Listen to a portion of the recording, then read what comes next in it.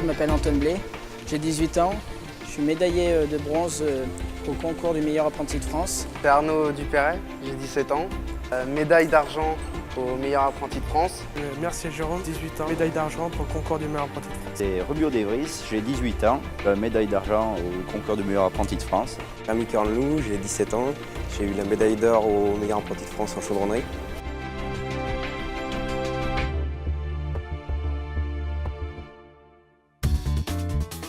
Avec ce concours, on peut voir un peu nos compétences, c'est ça qui est bien. Puis on se donne vraiment à fond pour essayer d'avoir l'or. Il faut le faire au moins une fois. Puis après, plus tard, il y a le meilleur ouvrier de France. Cette année, on va faire un petit peu les fiers, parce qu'on est quand même pas mal. Il y a un très très bon cru, très bon jeune, très bonne section qui mérite franchement. Donc on a une médaille d'or, 3 médailles d'argent et une de bronze. L'argent-bronze reste au niveau régional et l'or va être renoté au niveau national. S'ils sont médailles d'or, c'est confirmé, ils sont meilleurs apprentis de France.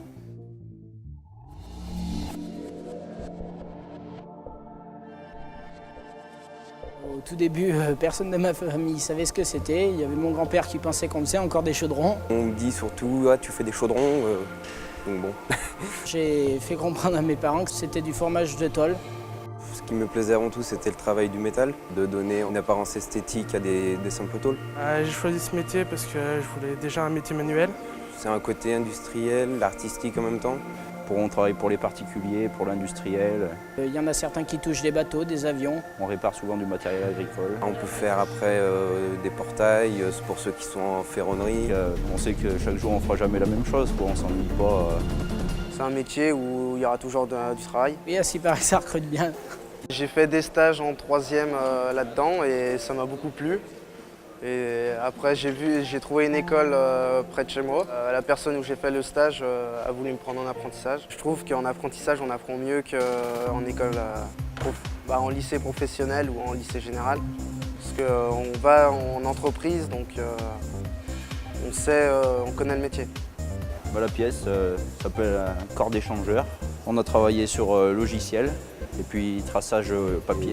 Beaucoup de techniques à faire, du formage à chaud, beaucoup de soudure, de la précision et une finition pour essayer qu'elle soit approchable. C'est une rose en acier et en cuivre qui a été faite pour le concours du Rotary Club et qui a remporté le prix coup de cœur. J'ai choisi ce métier parce que tout d'abord c'est un métier manuel, donc c'est ce qui m'intéressait pour mon avenir. Puis c'est un métier qui peut évoluer sous plusieurs formes, donc c'est ce que je trouvais intéressant. Pourquoi avoir choisi l'alternance?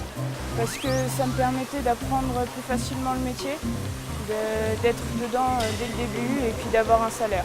Et une fille parmi tant de garçons, c'est pas trop compliqué? Non, c'est agréable parce qu'ils sont tous un peu aux petits soins, ils sont très gentils.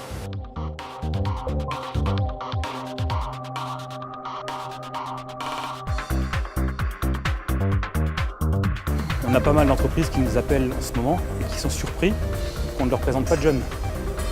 Donc c'est la preuve que la demande est quand même là. Il y a des places. Il suffit d'ouvrir tous les journaux, d'aller dans les agences d'intérim et puis de regarder qu'est-ce qu'on cherche comme professionnel. Et le chaudronnier, le tuyauteur, l'assembleur, le soudeur, on en demande à chaque fois. Donc il y a du travail, aussi bien au niveau régional qu'au niveau national et même au-delà pour ceux qui ont envie de bouger.